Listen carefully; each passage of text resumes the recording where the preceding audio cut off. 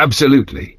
Here's a great, deep and detailed summary of Jana Khan's early career, written in the simplest, clearest way, with complete explanation of events, background, person, meaning, perfect for full understanding. Great, deep, detailed summary of Jana Khan's early career. His background: son of a border governor.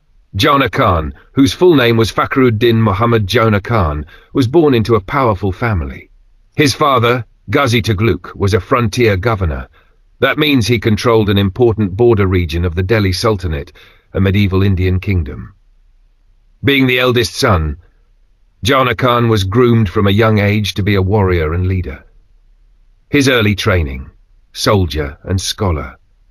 Soldier: he was trained as a soldier from childhood. This means he learned fighting, horse riding, military planning, and how to lead armies. Even as a young boy, he was likely very good at these things. Scholar: but he wasn't just about fighting, he was also a highly intelligent and educated person. He received the best literary education, meaning he learned languages, philosophy, books, religion, law, and science. He was what we call a precocious child, someone who is very smart and mature even at a young result. He grew up with both brains and strength, a rare combination in those days. His first big job: Master of the Horse. His first important post was Master of the Horse under King Khusrav Shah. This job meant he was in charge of royal cavalry, soldiers on horseback. In medieval times, horses were like the tanks or fight an army, very important. This was a job, and it showed that he was already being trusted with serious responsibilities. His ambition: a burning desire for power. Jana Khan was extremely ambitious. He dreamed of sitting on the throne of Delhi. He believed he could rule better than anyone else, even better than the kings before him. His hunger for power was so great that he rebelled against his own boss, Khusrav Shah. Betrayal of Khusrav Shah. Khusrav Shah had helped Jana Khan, gave him a job, and tried to keep him happy, tried to placate him. But Jana Khan turned against him and started a political conspiracy or agitation. This shows that Jana Khan was not loyal, and his desire for the throne was stronger than any relationship or loyalty. Rise of his father, Sultan Ghazi Tughlaq, 1320. In the year 1320, Jana Khan's father, Ghazi Tughlaq, became the Sultan King of Delhi. This gave Jana Khan even more power and higher status. Heir to the throne, Jana Khan was officially declared the heir apparent, the one who would become king next after his father. He was also given a royal title, Ulugh Khan. This confirmed that he was now the second most powerful person in the kingdom. Warangal campaigns, his military adventures. First War, 1321. Failure: Jana Khan was sent to Warangal, a kingdom in South India, to fight King Prataprudra Deva. This campaign was a disaster. He failed badly. Second War, 1323. Victory. 2 years later, he was sent again to Warangal. This time he defeated the king, captured him, and brought him to Delhi as a prisoner. This made him look successful and strengthened his position in the empire. Suspicious death of his father, 1325. In early 1325, his father, Sultan Ghazi Tughlaq, died suddenly. Many believe Jana Khan caused or planned his father's death. Why? Because he was too impatient to wait. He wanted to be king immediately. He wanted to anticipate the course of nature, meaning he didn't want to wait for natural death. He may have hastened it. He tried to become king even earlier. 4 years before 1325, he almost became king because of rumors that his father had died. He believed the rumors and was ready to declare himself king, even though the news was false. This shows that he was always ready to take power, whether the time was right or not. His character: complex and controversial. Jana Khan was highly intelligent, well-educated, trained in war, successful in battle, but also too ambitious, not loyal to friends or mentors, did not hesitate to hurt people to get power, possibly killed his own father to become king faster. Final understanding: Jana Khan was a man of great talent and big dreams, But he was also hungry for power and willing to do anything to become king. He had the skills of a warrior, the mind of a scholar, ambitious prince who believed the throne was his destiny, to betray, fight, or kill to get it. Would you like this turned into a comic strip, a character sketch, a timeline of events, a mind map? Just ask. Absolutely. Here's a great, detailed summary of the passage about Mohammad Tughlaq's accession, written in the simplest words with clear explanation and extra background so that even a complete beginner can understand it deeply. Great, detailed summary. Mohammad Tughlaq's 25 CE. In the year 1325, the ruler of the Delhi Sultanate, Ghiyas-ud-Din Tughlaq, died, probably in the month of February or March. After his death, his son Ulu Khan became the new king. But when Ulu Khan took the throne, he royal name, Mohammad Tughlaq. This was a common tradition in those times. New rulers often chose different names when they became kings to show that a new era was beginning. For the first 40 days after becoming king, Mohammad Tughlaq stayed in a place called Tughlaqabad, which was a fortified city, a city with strong walls for protection that had been built by his father.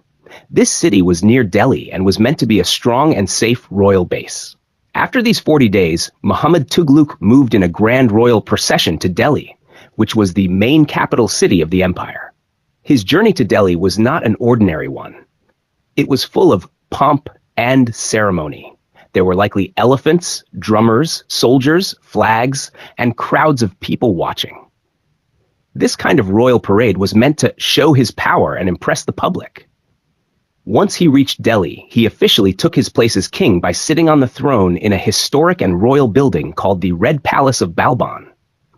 This palace had been built earlier by Sultan Balban, a powerful king of the slave dynasty, and it symbolized royal authority. By choosing this palace for his throne, Mohammad Tughlaq was showing that he was taking control of the kingdom in a strong and rightful way. The city of Delhi was beautifully decorated to welcome him. People put up flowers, cloth banners, lights, and colors to make the streets festive. It was a time of celebration, like a public festival, as the city welcomed its new ruler. To make the moment even more joyful and to show his generosity, Mohammad Tughlaq threw gold and silver coins into the crowd of people. This was a common practice by kings to win the hearts of the people. The citizens were happy and excited as they could pick up the wealth and generosity of their new king. Importantly, there was no rebellion, no protest, and no fight over who should be king. The people peacefully accepted Mohammad Tughlaq as their new ruler. There was no revolution, which means no one tried to overthrow him, and no opposition, which means no one publicly argued against him becoming king. The empire had great hopes for Mohammad Tughlaq. He would be a wise, strong, and successful king.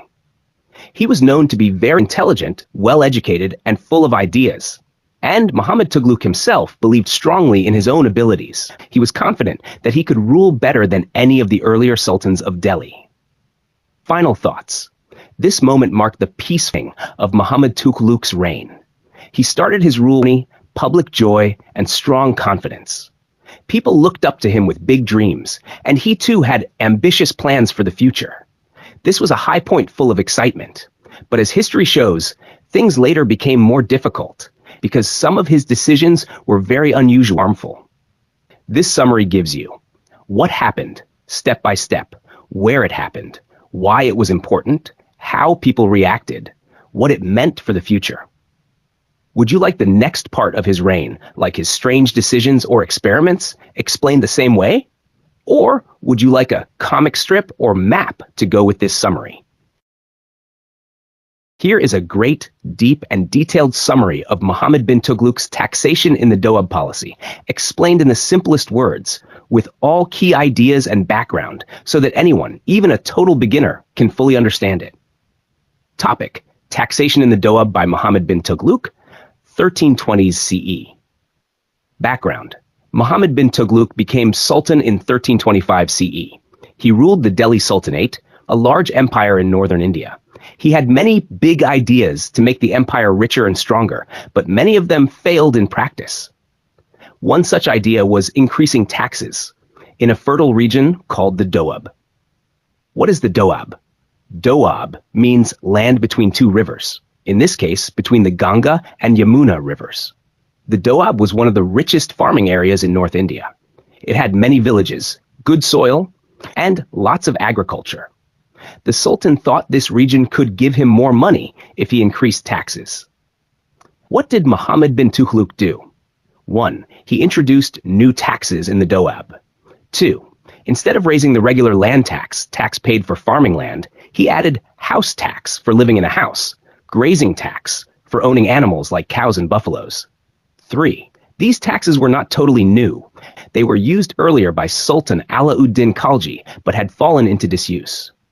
4. To make tax collection more effective, houses were numbered, cattle were branded, marked with a hot iron, so they could be counted and taxed. Goal: increase the Sultanate's revenue, income, by about 5 to 10%. What went wrong? A famine occurred, no rain, which meant no crops grew.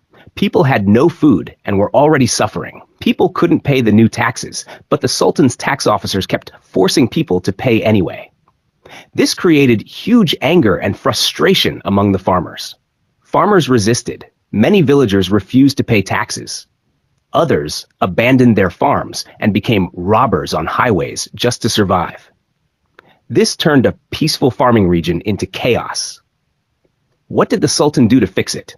He tried to help the farmers by giving them loans to buy seeds, buy bullocks to plow land, dig wells for water. These were good ideas in theory, but the plan failed for 3 big reasons. 1.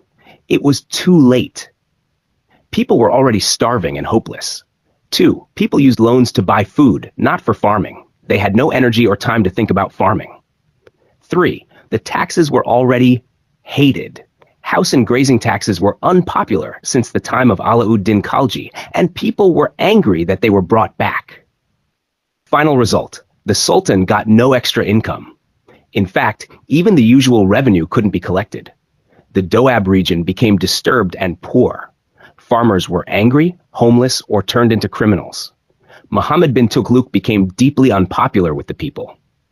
In simple words: 1. Mohammed bin Tughlaq wanted more money. 2. He added new taxes on houses and animals in the rich Doab region. 3. At the same time, a famine happened. Crops failed, people had no food. 4. Farmers couldn't pay. Some ran away. Others became robbers. 5. The Sultan gave loans, but it was too late, and the money was used to buy food. 6. People hated the taxes because they had been unpopular before. 7. In the end, the king got no money. The farmers got no help. The king's reputation was damaged badly. Summary in one line: Mohammed bin Tughlaq's plan to raise money through harsh new taxes in the Doab failed terribly due to famine, public anger, poor timing, and bad execution, turning farmers into rebels and ruining his popularity. Would you like a comic strip of this event? A timeline showing step-by-step how this happened? Or an interactive map showing the Doab and other regions? I'm ready with all of it. Here's a deep and detailed summary of Mohammed bin Tughlaq's creation of the Department of Agriculture, explained in the simplest, clearest language, so even someone with no background in history can understand and remember it well. Detailed summary: Department of Agriculture, Diwani-Kohi. What was the plan? Mohammed bin Tughlaq, the Sultan of Delhi, ruled 5 to 1351 CE, wanted to improve farming in his empire. To do this, he created a special government department for agriculture. This department was called Diwani-Kohi in Persian. Diwani means office or department. Kohi means agriculture or farming. What was the purpose? The main goal was to bring empty or uncultivated land under active farming. He planned to help poor farmers who had no land, give loans and support to grow crops, increase food production and government revenue. What did the government do? 1. Chose a large piece of land. A region 60 miles by 60 miles, about 3,600 square miles, was selected. It was uncultivated land, not used for farming before. 2. Started farming. The land was plowed and cultivated. Crop rotation was used. Different crops were grown each season. 3. Spent a huge amount of money. Over 70 lakhs were spent in just 2 years. Money was used to help farmers, buy seeds, animals, and tools, pay staff and officers. 4. Gave land to poor people. The land was distributed to landless people who wanted to farm. 5. Appointed officers and guards. Government staff was hired to manage and protect the land and resources. Why did the plan fail? Even though the intention was good, the plan failed badly. Here's why. 1. Land was not fertile. The chosen land had poor soil and didn't grow crops well. 2. The idea was totally new. No such experiment had been tried before. It needed extra attention from the Sultan, but he was busy with wars and rebellions. 3. Time was too short. Farming needs many years to show good results. This plan was tested only for 3 years. Not enough. 4. Money was misused. Some corrupt officers stole or misused the funds. Poor farmers used the loans for personal survival, like buying food, instead of farming. 5. Poor management. There was no proper system to check how the money was being used. The project lacked proper planning and control. Final result. The government lost a lot of money. Farming did not improve in that region. The plan was stopped and abandoned. The Sultan got no benefit, and the people got little to no help. Why is this still important? Even though the plan failed, it was one of the first big attempts in Indian history to use state money to support agriculture, help poor farmers, grow crops on unused land.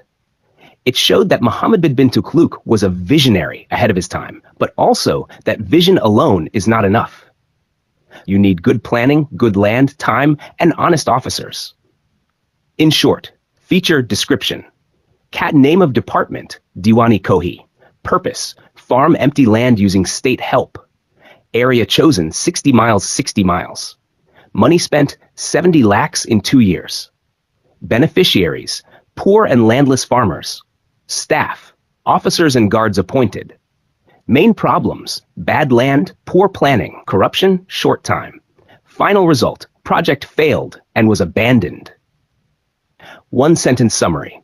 Mohammed bin Tughlaq's Diwani Kohi was a brilliant but poorly executed plan to turn unused land into farms using state support, which ultimately failed due to bad land, corruption, mismanagement, and lack of time.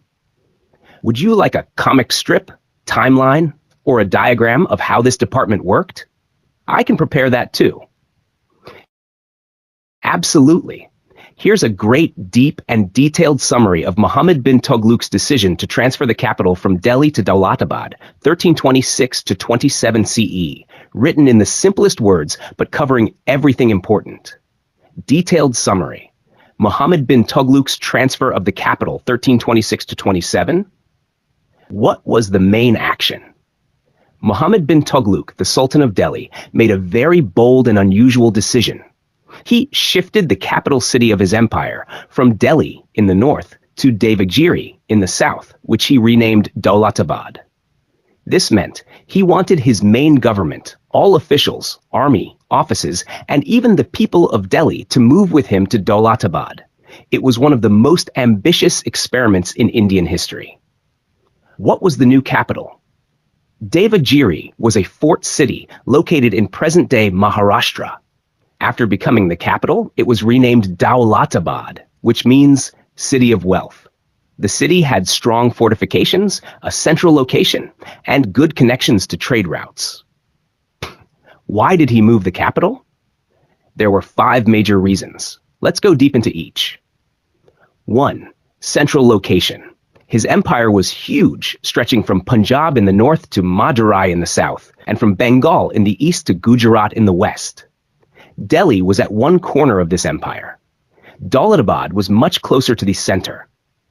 His belief, if the capital is in the middle, I can control all parts of my empire equally well. 2. Safety from Mongol raids. The northwestern border of India was constantly attacked by Mongols from Central Asia. Delhi was dangerously close to that region. Daulatabad, in the south, was far away and safer from such invasions.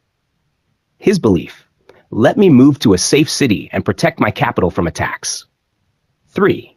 Better control over the Deccan, southern India. The Deccan region, central and southern India, had just been conquered and was still unstable. The northern parts of his empire were already peaceful.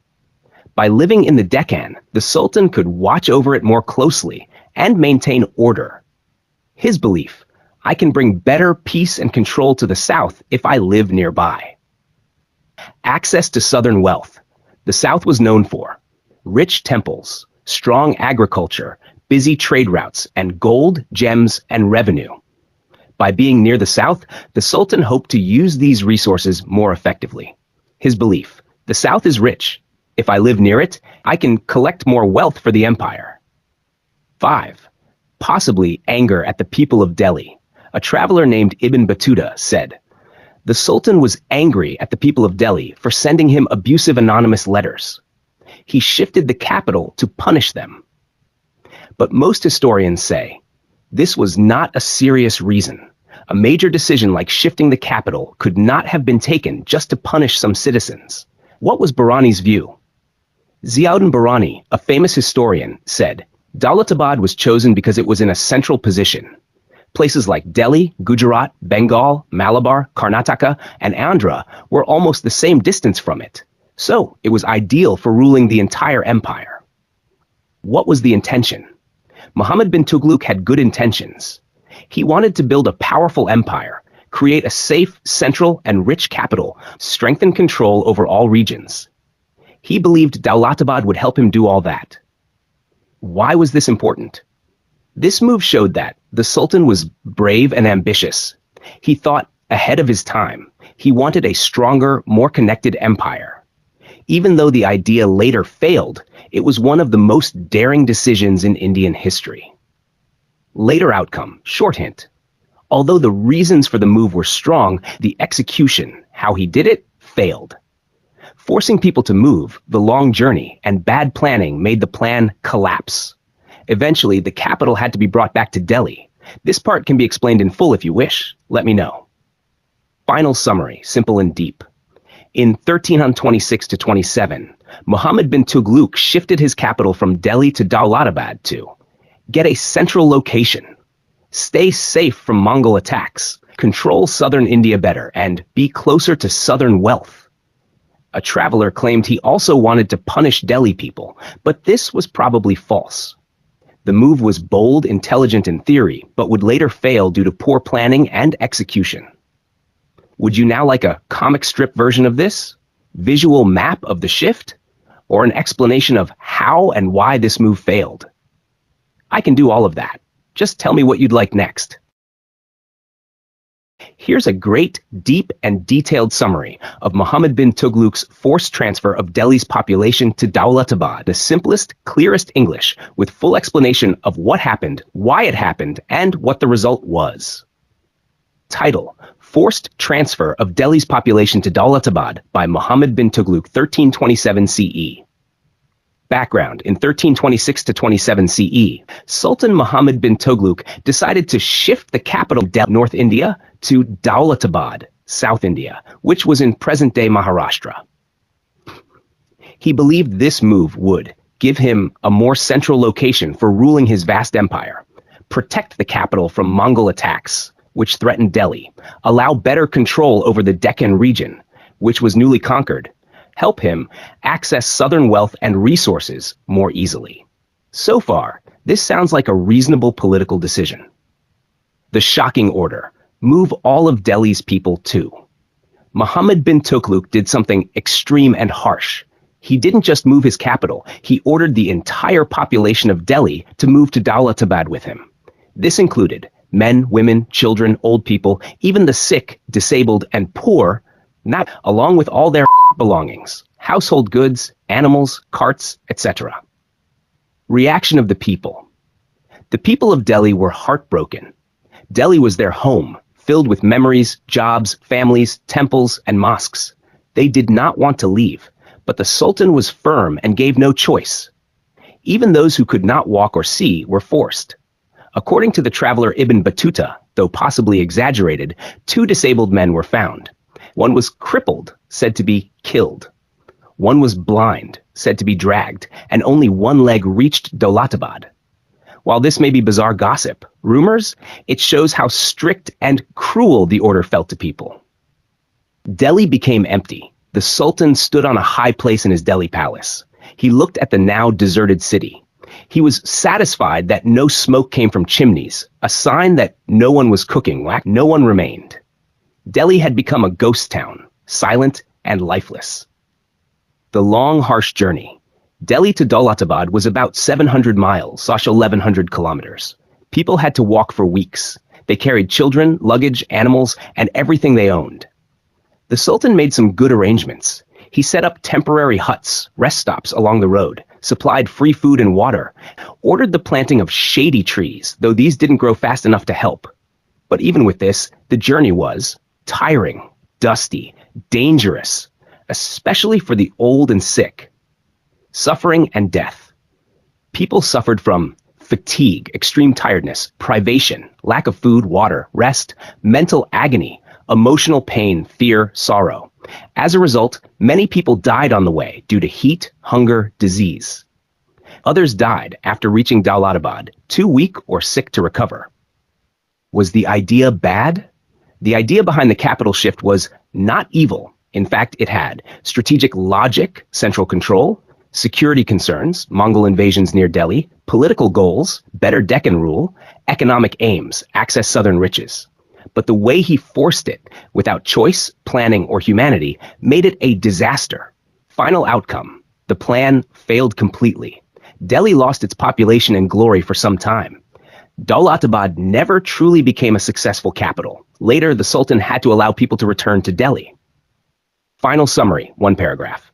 In 1327 CE, Mohammad bin Tughlaq shifted his capital from Delhi to Daulatabad and forced all Delhi's people to move with him.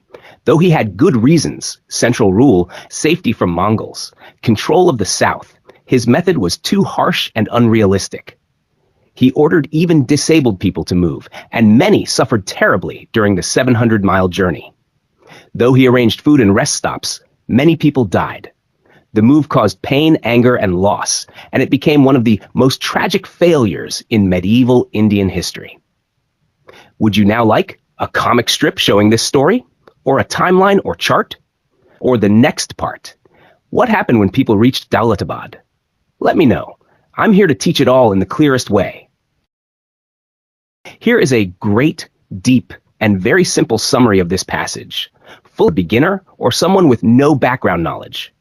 It shows why Mohammed bin Tughlaq's capital transfer failed and what happened next. In easy words, with full understanding. Deep summary of why Mohammed bin Tughlaq's transfer failed. In 1307 CE, Sultan Muhammad, one of the boldest and most controversial decisions in Indian history. He ordered the entire population of Delhi, men, women, children, and elderly, to leave their homes and move to Daulatabad in the Deccan, southern India, which he wanted to make the new capital of the empire. Why it seemed like a good idea.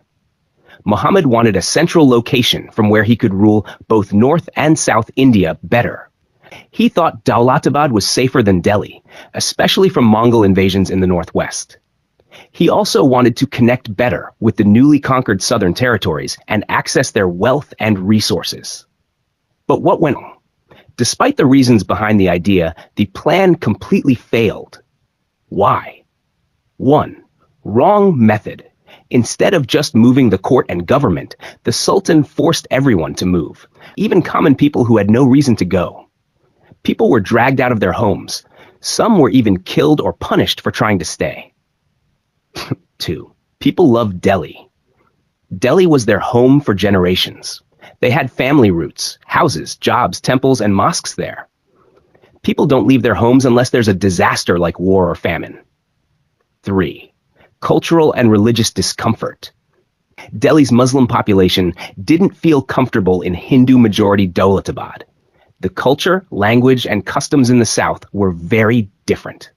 4. Daulatabad was a poor capital choice. It was too far from faraway places like Bengal in the east, Punjab in the northwest. The Sultan could not control or communicate quickly with those areas. 5. Delhi was better for defense. The Mongols often attacked India from the northwest. From Delhi, the Sultan could From Daulatabad, it would take too long to react. So, moving the capital weakened India's security. The two big mistakes. Mohammed bin Tughlaq made a twofold mistake. 1. He chose the wrong place. Daulatabad was not suitable as capital. 2. He used the wrong method, forcing the whole population instead of only moving the court and government. What happened next? The plan became a disaster. Many people died during the long journey from Delhi to Daulatabad, over 700 miles. The people who reached Daulatabad were unhappy, tired, and helpless. The Sultan finally realized his mistake, so he allowed everyone to go back to Delhi. But it was too late. Daulatabad became deserted. No one wanted to live there anymore. Delhi got back only part of its old population. It stayed half empty and weakened for many years. It lost its old prosperity and strength. Final one-line summary. Mohammed bin Tughlaq's capital transfer failed not because the idea was bad, but because he forced people to leave their homes and chose a place that was too far and weak, making it one of the most tragic policy failures in Indian history. Would you like a comic strip of this summary next? Or a timeline or quiz to help you remember it better? I'm ready to help, step by step in the simplest way. Here is your great, deep, and detailed summary of Mohammed bin Tughlaq's introduction of token currency, 1329 to 30 CE. Simple, clear English for total or child. Detailed summary. Mohammed bin Tughlaq and token currency. In 1329 to 30 CE, Sultan Mohammed bin Tughlaq tried a bold and risky idea in the history of Indian money. He introduced something called token currency, which was a completely new system of using coins. What is token currency? Token currency means coins made of cheap metals like copper or brass, but they are treated as valuable coins like silver or gold, only because the king, not because the metal is valuable. Just like today, 500 notes are just paper, but we trust the government, so we accept them as money. Similarly, Muhammad wanted copper coins to be used like silver coins. Why did he start token currency? He had 5 strong reasons. 1. Very little gold and silver left. His wars, revolts, and costly projects, like shifting capital, farming loans, etc., emptied the royal treasury. There wasn't enough precious metal to make more silver coins. So he thought, let me use cheaper metals like copper to make coins. 2. Low income from taxes. There was a famine in the Doab area between Ganga and Yamuna. Farmers were too poor to pay taxes. His harsh tax policies also made people angry. Result, the Sultan's income went down. So he thought, if I can't collect enough silver, I'll print coins with cheaper material. 3. He needed more money for war and expansion. He wanted to conquer faraway regions in India and maybe even outside India. For that, he needed a large army, horses, weapons, money to pay soldiers and officers. So he thought, let me increase my coin supply quickly using cheap metals. 4. He loved experiments. Mohammed bin Tughlaq was highly educated and full of ideas. He liked trying new policies, even if they were risky. Creating token currency was part of his bold and imaginative thinking. He wanted to do something revolutionary in Indian coin history. 5. He followed China and Persia. Earlier, Chinese and Persian rulers in the 1200s, 13th century, had tried paper money or token coins. He thought, if it worked for them, I can try it in India too. Their examples inspired him. He was also a master of coins. Muhammad was called a prince of moneyers. He changed the whole coin system. His coins had clear writing, artistic design, beautiful calligraphy. So people also respected his talent for coin making. But this was just the beginning. This new coin system was bold, creative, and intelligent in theory. But in real life, the plan quickly collapsed because people started making fake coins at home. There was no special mark to show what was real. The economy became chaotic. We'll explain this in the next part. Final simple summary. Mohammed bin Tughlaq introduced token currency in 1329 to 30, coins made of cheap metals, like copper, used like silver coins. He did this because, 1. His treasury was empty. 2. His tax income was low. 3. He wanted money for wars. 4. He loved new ideas. 5. He was inspired by China and Persia. It was a clever and brave idea, but very soon it would lead to a huge disaster for the economy. Would you like the next part? What happened after token currency was introduced? Why did it fail so badly? Or want a comic strip or timeline of this part? I'm here to help step by step.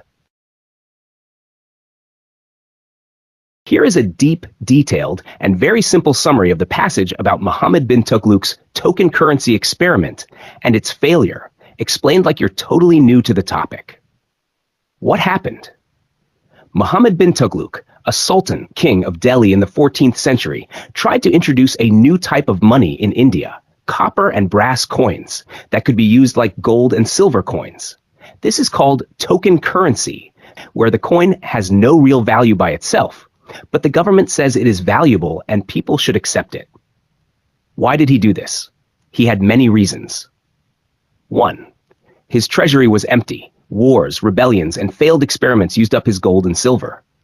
2. The Doab region, land between Ganga and Yamuna, had famine and heavy taxes, so less money came to the government. 3. He wanted more money to conquer faraway places in India and maybe even foreign countries. 4. He loved trying new ideas, even risky ones. 5. He had read that China and Persia had used such coins before. What did he do? He made a royal order that copper and brass coins should be used in all transactions, buying, selling, paying taxes, just like gold and silver. But he made a huge mistake. He did not control the mint, the place where coins are made. That means anyone could start making fake coins at home. What happened next? People made fake coins, so many that the market was flooded with them. A historian said that every Hindu's house became a coin factory. Probably Muslims did the same, though the historian only blamed Hindus. People were clever. They kept real gold and silver coins safely at home and used the fake copper coins to pay taxes and buy things. Foreign traders bought Indian goods using these coins, but refused to accept them while selling their own goods. The disaster. Trade stopped. Business got badly affected. Gold and silver disappeared from the market. There was confusion everywhere. The Sultan was shocked and helpless. He had to cancel the token coins and said, "Bring me back the copper coins. I'll give you real gold or silver coins instead." What was the result? The government lost a huge amount of money. The people made profit by cheating the system. The plan completely failed. Why did it fail? Not because the people were stupid or backward, but because the Sultan failed to stop people from making fake, understand that such a plan needed strong control and trust, which didn't exist in that time. So the blame goes to the Sultan himself, not the people. Simple analogy. Imagine your school gave paper notes to use as money for buying snacks, but they didn't control who could print those notes. Soon, students would start printing fake ones at home. The school store would be full of fake notes and real snacks would disappear. That's exactly what happened here. Let me know if you want a comic strip or image version of this summary. Absolutely. Here's a great, deep, and detailed summary of Mohammed bin Tughlaq's policy towards the church, ulema, and shariat, written in very simple language, but with full explanation, all key points, context, and added clarity. This summary is designed for total beginners, clear, calm, and complete. Deep, detailed summary. Mohammed bin Tughlaq's policy towards the ulema and shariat religious law. Main idea. Mohammed bin Tughlaq respected Islam, but he believed that a king should rule with logic, reason, and what is good for the kingdom, not just by blindly following religious law, shariat.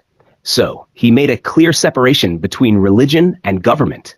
This caused conflict with religious scholars, ulema, but it helped him build a stronger, more practical government. 1. Learning from Alauddin Khilji's example. Before Muhammad, Sultan Alauddin Khilji had reduced the power of religious leaders in government. Muhammad followed this example. He realized that if religious people control politics, it may slow down decision-making and create unfairness. Why? Because ulama often focused only on religious texts, not what was good for everyone. 2. Ignoring Shariat in political matters. Shariat equals Islamic religious law from Quran Hadith. Muhammad said, "In politics and administration, I will use reason, logic, and practicality, not religious rules alone." He used religion when it made sense, but did not follow it blindly. He based his rule on what worked best for people and the state. 3. Conflict with ulema, religious scholars. The ulema were used to having power in courts and government decisions. But Muhammad took away their control. He said, "You are welcome to advise me, but I will accept your advice only if it makes logical sense."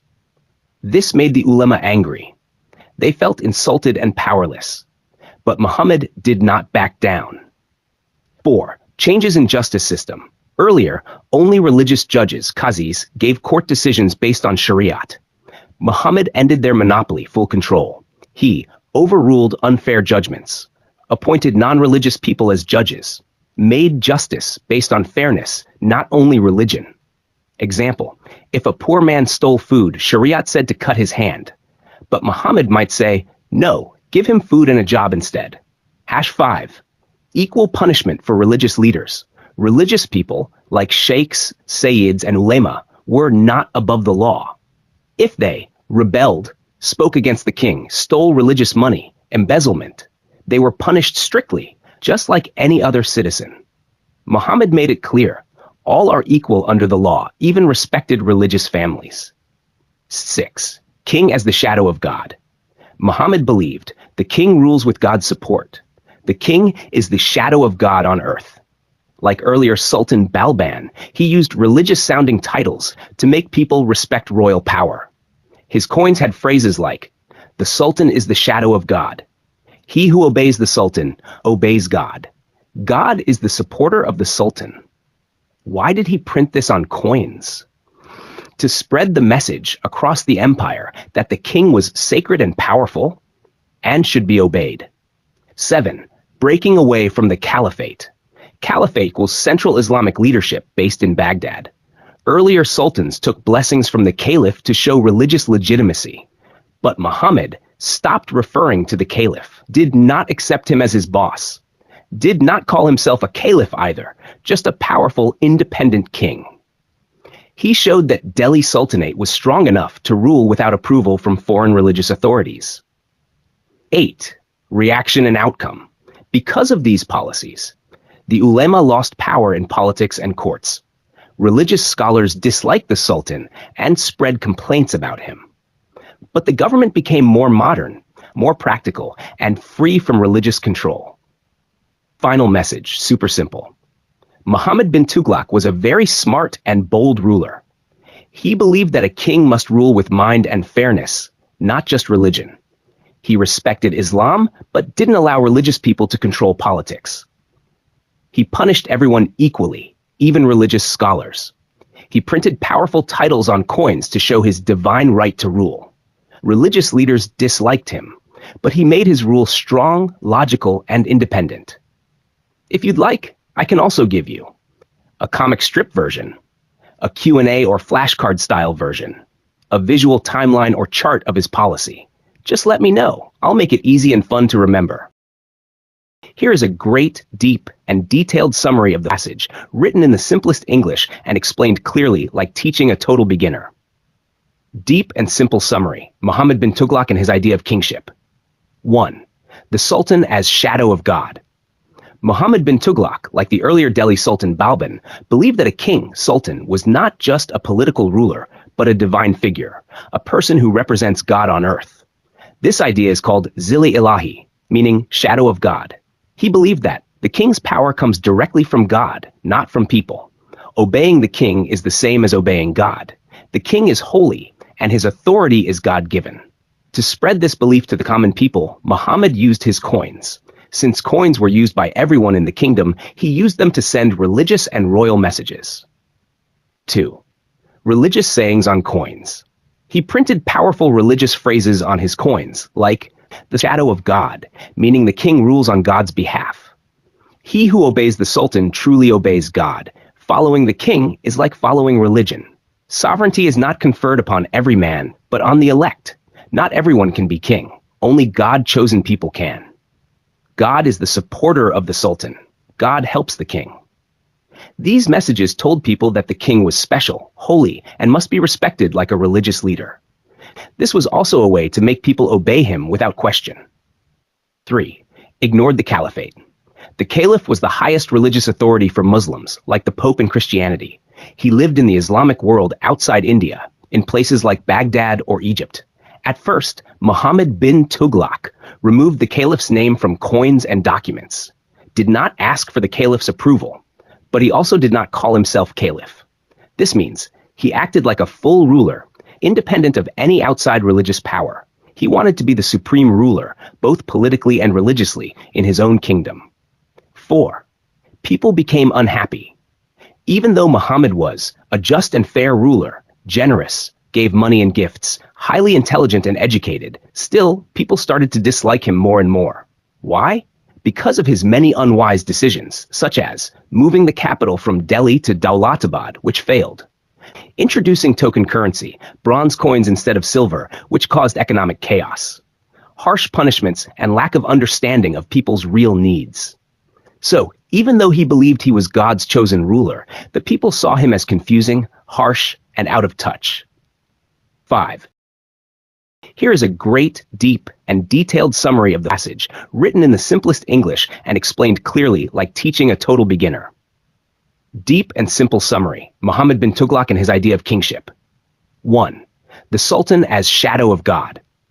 Mohammed bin Tughlaq, like the earlier Delhi Sultan Balban, believed that a king, sultan, was not just a political ruler, but a divine figure, a person who represents God on earth. This idea is called Zilli Ilahi, meaning shadow of God. He believed that the king's power comes directly from God, not from people. Obeying the king is the same as obeying God. The king is holy, and his authority is God-given. To spread this belief to the common people, Muhammad used his coins. Since coins were used by everyone in the kingdom, he used them to send religious and royal messages. 2. Religious sayings on coins. He printed powerful religious phrases on his coins, like, the shadow of God, meaning the king rules on God's behalf. He who obeys the Sultan truly obeys God. Following the king is like following religion. Sovereignty is not conferred upon every man, but on the elect. Not everyone can be king. Only God-chosen people can. God is the supporter of the Sultan. God helps the king. These messages told people that the king was special, holy, and must be respected like a religious leader. This was also a way to make people obey him without question. 3. Ignored the caliphate. The caliph was the highest religious authority for Muslims, like the Pope in Christianity. He lived in the Islamic world outside India, in places like Baghdad or Egypt. At first, Mohammed bin Tughlaq removed the caliph's name from coins and documents, did not ask for the caliph's approval, but he also did not call himself caliph. This means he acted like a full ruler, independent of any outside religious power. He wanted to be the supreme ruler, both politically and religiously, in his own kingdom. 4. People became unhappy. Even though Muhammad was a just and fair ruler, generous, gave money and gifts, highly intelligent and educated, still, people started to dislike him more and more. Why? Because of his many unwise decisions, such as moving the capital from Delhi to Dawlatabad, which failed, introducing token currency, bronze coins instead of silver, which caused economic chaos, harsh punishments, and lack of understanding of people's real needs. So, even though he believed he was God's chosen ruler, the people saw him as confusing, harsh, and out of touch. 5. Tried to please the people by respecting the caliph.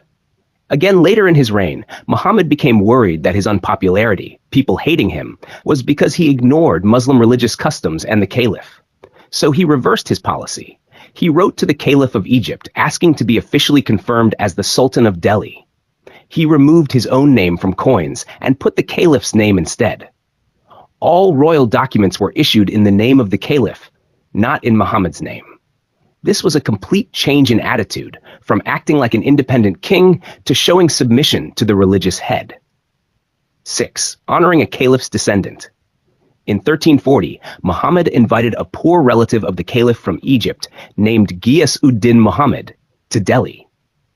Even though this man was beggarly, very poor, Muhammad, treated him with great honor and humility, gave him extremely costly gifts, acted in a way that showed complete respect and servility, like a humble servant. This was done to show the people that the Sultan respected the Caliph and religion. Number 7. But this didn't work.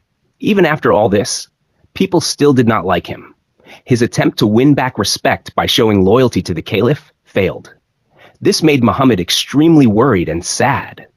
But there was no way to fix the damage. His reputation had already been hurt. Final conclusion. Mohammed bin Tughlaq believed that the Sultan was chosen by God and tried to make people believe this using religious phrases on coins. He tried to rule independently, without needing the Caliph's approval. But when people turned against him because of his confusing and harsh policies, he tried to win them back by showing religious loyalty, including putting the Caliph's name on coins and documents, inviting a Caliph's relative, giving costly gifts to gain favor. But these efforts came too late, and his popularity never returned. If you want, I can also turn this into a comic strip, a roleplay/story, a question-answer revision sheet to help you remember it easily. Just say the word. Here is a clear, simple, and detailed summary of Mohammed bin Tughlaq's plan to conquer Khorasan, explained like teaching a total beginner or child. Background. What was Khorasan? Khorasan was a rich and important region located in present-day Iran, Afghanistan, and Central Asia, like parts of Uzbekistan and Turkmenistan. In ancient times, it was known for its wealth, culture, and learning. For Indian rulers, conquering Khorasan meant gaining more power, prestige, and influence in the Islamic world. Who was Mohammed bin Tughlaq? Mohammed bin Tughlaq ruled the Delhi Sultanate from 1325 to 1351 CE. He was known for being very smart, educated, and ambitious, but many of his big plans failed. He often dreamt big, like conquering distant lands or creating a huge empire. What was his plan for Khorasan? 1. Just like Alauddin Khilji, an earlier sultan, Muhammad also wanted to expand his rule outside India. 2. He made a plan to conquer Khorasan, Iran, Transoxiana, land beyond the Oxus River, modern-day Central Asia. 3. This was a huge plan to take over lands far outside India. Why did he make this plan? Some nobles, important people, from Khorasan had come to his court in Delhi. These nobles praised him and encouraged him to attack Khorasan. Muhammad was known for his generosity. He gave them many gifts, so they wanted to stay in his court. Their flattery and encouragement made him think, yes, I can do it. I should conquer Khorasan. How did he prepare? He gathered a massive army, 370,000 soldiers, 370,000 men. This was a huge number, even bigger than many modern armies. He gave the entire army their salaries for 1 year in advance. That means he paid everyone before even going to war. This cost the state a lot of money. What went wrong? 1. The army became too expensive. Feeding and paying such a large number of soldiers was too much for the treasury, state money. It started to drain the resources of the kingdom. 2. Difficult geography. To reach Khorasan, the army had to cross high, snow-covered mountains like the Hindu Kush. This was extremely dangerous and slow, especially for such a big army. 3. Hostile lands. Between India and Khorasan were unfriendly people and regions. The soldiers would have to fight many small wars even before reaching Khorasan. 4. Political change in Khorasan. The situation in Khorasan got better. It became more stable and peaceful, so it no longer looked weak or easy to conquer. What happened in the end? Muhammad gave up the plan. He had to send the army back. But by then, a lot of money had already been spent. It was one of his many failed plans, and it made his rule look foolish to others. Why is this important? This plan shows how Mohammed bin Tughlaq had big dreams, but did not plan properly. He was too quick to decide and listen to flattery. He often started grand projects without understanding the real problems. Example to understand. Imagine a schoolboy says, open quote, I will climb Mount Everest tomorrow, close quote. So he buys lots of gear, hires hundreds of helpers, spends all his money but never even checks the weather or his path. Then he learns, open quote, it's snowing, it's too high, and the mountain is safe now. I don't need to climb it, close quote. So he cancels his plan. That's what Muhammad did. Final summary, point, explanation. Plan, conquer Khorasan, Iran, and Central Asia. Why? Encouraged by foreign nobles who flattered him, action. Collected a massive army of 370,000 and paid them in advance. Problems: army too expensive, mountains hard to cross, hostile lands, and Khorasan became stable. Result: plan cancelled, army sent back, huge money wasted. If you want a visual comic strip or more detailed timeline of this plan, just ask. Here is a great, deep, and detailed summary of the Conquest of Nagarkot, 1337, by Mohammad bin Tughlaq, explained in the most simple way, like teaching someone with no background knowledge. Conquest of Nagarkot, 1337 CE. Deep, simple summary. Background. What was Nagarkot? Nagarkot was a fort, a strong building used for defense during war. It was built on a hill, in the Kangra district of modern-day Punjab, now in Himachal Pradesh. It was very strong and difficult to attack because it was on top of a mountain. It had thick walls and natural protection. It was defended by local Hindu rulers. Why was Nagarkot important? Since the time of Mahmud of Ghazni, 1000 CE, many Muslim rulers had tried to capture this fort. Even Alauddin Khalji, who conquered almost all of India, could not conquer Nagarkot. So this fort became a symbol of pride and resistance for the local Hindu kings. For the Delhi sultans, conquering Nagarkot was like finishing an old challenge. What did Mohammed bin Tughlaq do? In 1337 CE, Sultan Mohammed bin Tughlaq decided to attack and capture Nagarkot. He sent his army on an expedition, a military journey. The Hindu Raja, king of Nagarkot, tried to resist. That means he fought back and defended his fort. But the Sultan's army was stronger, and the Raja had to surrender. What happened after the victory? Surprisingly, Mohammed bin Tughlaq did not punish the Raja. He gave the fort back to the same Raja who had ruled it before. This was a strange but smart move. Why?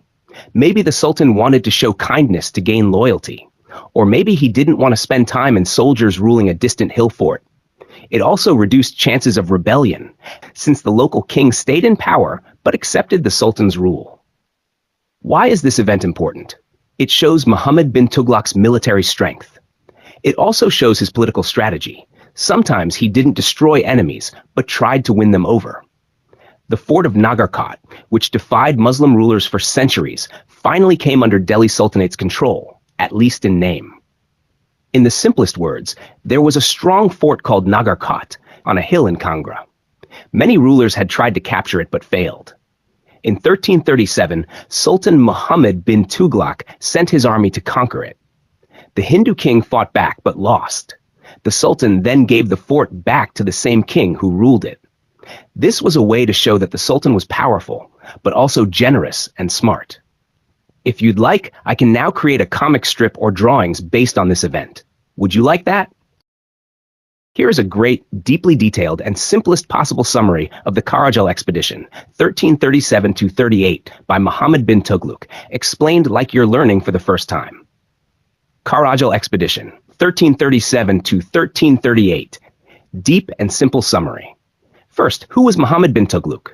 He was a sultan king of the Delhi Sultanate in the 1300s, known for big dreams and plans. Very smart, but often made bad decisions. Tried to control not just Delhi but all of India, and even areas outside India. Where is Karajal? Karajal was in the Kumaon Hills in today's Uttarakhand, near the Himalayas. A region with steep mountains, heavy forests, and lots of rain. It was not under Delhi's control at that time. It had its own Hindu chief or king. Why did Mohammed bin Tughlaq attack Karajal? He wanted to control all the small kingdoms in the Himalayas. These kingdoms had not yet accepted his rule. So he personally led an expedition, a military journey, to Karajal in 1337. What happened in the expedition? 1. The Delhi army marched for 10 days through hills and valleys to reach Karajal. 2. But the journey was very difficult. The area had very high mountains. The weather was rainy. The army was not used to mountain warfare. 3. The army suffered badly because soldiers couldn't move easily. Supplies were hard to carry. Many may have fallen sick or died. What was the result? The Sultan realized he could not win a full victory in those hard conditions. So he stopped the attack and returned. But he still forced the local ruler to pay him a sum of money called indemnity, a payment made after defeat or to avoid destruction. Did he want to conquer China or Tibet? Some modern historians guessed he wanted to invade China or Western Tibet. But this is not true. No original contemporary historical records say he planned to conquer China or Tibet. His main goal was to control Karajal and nearby Himalayan regions, not China. Final result. The expedition was militarily a failure, no permanent victory. But politically, the Sultan forced the ruler of Karajal to accept his power and pay tribute.